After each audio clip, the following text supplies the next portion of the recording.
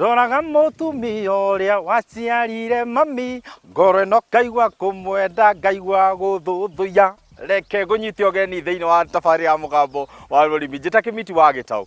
Umuthi nderi muthe thiini wa kaunti ya Kiambu handu he gwitwo Nguriba guku mwena wa kundu gugwitwo Ziwani Poultry Farm. Guku ni kwa muthuri witagwo Haruni. Na muthenya wa umuthi ino ni mbeu njithi ugite horo wigie kurima kindu gigwitwo urimi wa nguku. Na ndauga horo wigie nguku ti nguku tu, tondu ni nguku mithemba yothe, kwi bata kiengei, kwi kindu gigwitwo bata mucinga, kwi kindu gigwitwo ndutura, kwi kindu gigwitwo nguku iria tukimenyerete cia kienyeji. Yani tuge mithemba yothe ya nguku iria koragwo ikuo. Ona ndutura cikihota atia gutukana hamwe na kindu gigwitwo nguku icingi tukimenyerete kuriithia na ciriaga ki. Hihi reke tukorwo tugitakukirwo maya na mangi maingi turi o guku mwena wa Nguriba thiini wa kaunti ya Kiambu.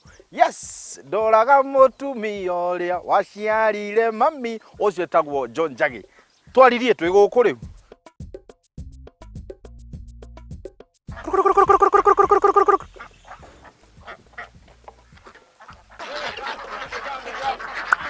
Wamepiga kelele sana, wanaweza tulia ama namna hiyo hiyo? Wakikula watuliangi.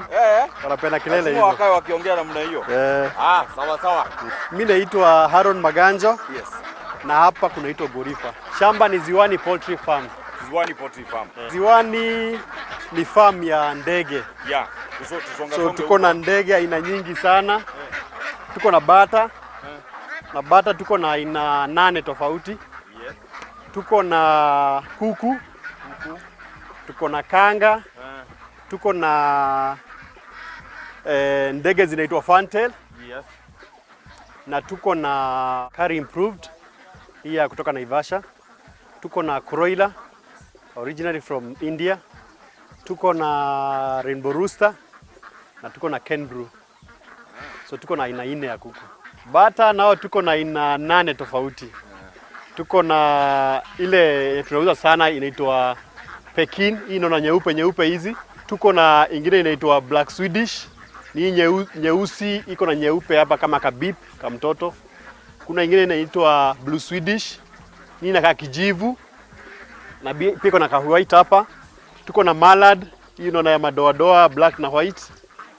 Tuko na Kakikambo, ni nyekundu, hii inaona ya brown kabisa, haina rangi nyingine ni nyekundu kabisa. Na tuko na Rouen, hii inakaa kama kanga, iko na umaridadi, iko na madoadoa hivi. Na pia tuko na hizi za kienyeji zinaitwa Muscovy. Watu wakikuangalia najua kuna wale ambao wanakutazama wanataka kujua haswa umesomea ukulima ama background yako imekuwa ipi? Sijasomea, lakini ni passion tu. Nimelelewa na ukulima. So nilikuwa na kuku zangu hata nilikuwa mtoto. So nikitembelea kama babu yangu na nyanya huwa walikuwa wananipea kuku. Zitakaa huko lakini ndio nirudi huko kutembea, lakini nikakuwa na passion ya kuku. Ziwani watu wakitazama ama mtu akija kutembea ni nini haswa anategemea kupata? Ile kitu tunafanya kabisa ni kuku. So kuku huwa tunaagua vifaranga. Kwa sasa tunauza kuku kama 1500 kwa wiki. Vifaranga.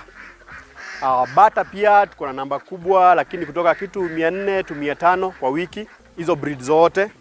Pia tuna vitu kama kanga, tuna hizi majiwa za umaridadi hivi. Vile uliweza kuanza, hatua ya kwanza ambayo uliweza kuchukua, kwa sababu ikifika ni mambo na capital, wao inasumbua watu, ikifika ni mambo na kutafuta shamba na pia ujenzi. Hebu tueleze ulianza kivipi? Kuku ndio nilianza kwanza.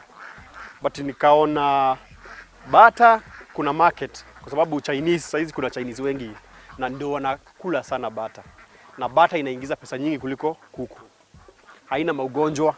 Ndio maana unaona bata nyingi, but hizi nyingi unaona hizi ni za mayai. So huwa tunaagua, tunauza vifaranga ama wakikomaa kama hatujauza, tunaweza wachinja tuuzie. Hebu tueleze safari yako ya ukulima ilianza vipi? Mimi ni engineer by profession. So nilikuwa nimefanya kazi, nikasave, alafu nikaanza kutafuta land. Hapa ni kununua nimenunua. So kutafuta land kama vile mumeona mmekuja karibu boundary ya Machakos na Kiambu County. Hasa hapo ndio pesa yangu ilinifikisha. Hapo ndio ningeweza kuafford kununua shamba. But at the same time, kuku zinapenda mahali kuna joto. So hizi mandege zinapenda joto. Sababu ya baridi huwa hazikomai haraka na pia ugonjwa inazishika. So hapa hatutumii energy nyingi kuweza kuzibrood kutoka zikiwa ndogo, na pia hii climate ya joto ina favor sana kuku na pia bata. So hiyo ndio nilifanya nikuje sehemu hii. Ni changamoto zipi ambazo mzimeweza kukumba kwa ukulima wako? Kuna magonjwa, so kama ni vifaranga zimekufa. Kuna wakati unaamka unakuta vifaranga maybe stima ilipotea, lakini kama mkulima it doesn't matter ni nini unafanya. Kama wewe ni pande ya mimea, kuna wakati itakudisappoint, lakini kama mkulima lazima ukuwe na roho ngumu. Na pia with experience, mambo ya ugonjwa unazielewa. Unaelewa ni ugonjwa gani, kuzuia ugonjwa, na pia ni madawa gani unahitaji kuzuia, kwa sababu ni kitu sijasomea.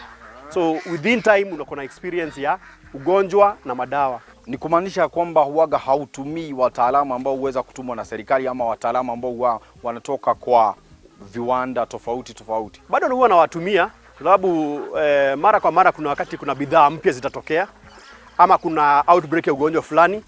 Now and again kampuni zinatuma watu, na pia extension officers wa county huwa wanakuja kuangalia vile hata kila kitu vile tunafanya.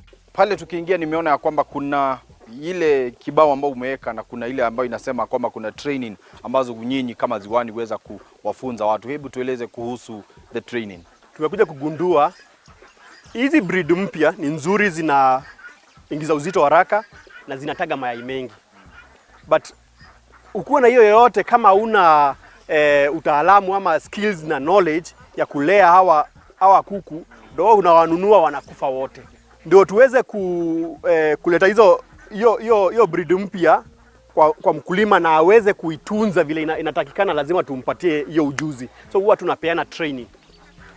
Training yetu si expensive, ni 1,000 tu kwa siku na ni hands on. So atakuja hapa, ataona vile tunafanya na ataweza kupata almost changamoto zote zile ataweza kupata akiwa kwake. So kama ni training ya housing, ataona vile tumejenga. Kama ni training ya kuchanganya chakula, huwa tunachanganyia chakula hapa, ataweza kuona vile anachanganya chakula. Kama ni brooding, kifaranga kiwa ndogo, vile ataweza kuitunza mpaka ifike mahali ya kujiangalia, ataweza kuona. Na pia free range, kama vile umeona hapa kuku zetu bata, zote ziko free range, tumeziachilia. Na hivyo ndio to encourage mkulima. Kwa sababu akienda tu kwa duka anunue chakula kwa duka ama ajichanganyishie, hakuna profit hapo.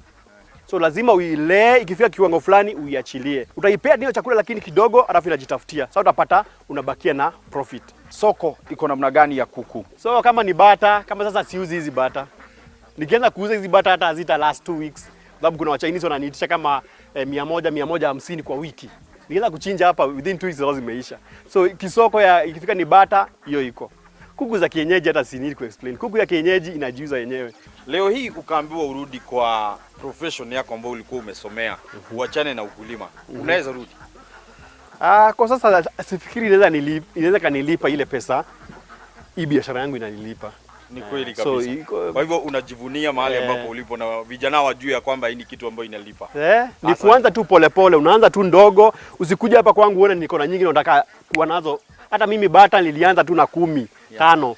So kijana lazima aanze hapo tu chini polepole, kama within 1 year anakuwa na hizi zote. Asante sana. Asante sana. Ocio ni arikia gugutariria ati wira wake we ambiririo hanini, no akiuga we ekwenda kurithia kindu gigwitwo nguku, na to nguku ena nginya bata, ona nginya bata mucinga cirio guku, ona bata kiengeire kirio guku. Koguo guku ni kurengeo we ngei we iguru muno. Nitukwamba guikiria nigetha ona ni nyambe njikare na kiengei ndagika imwe njoke nitugucokeria thutha kainda atari karaihu. Kiengei we kiengei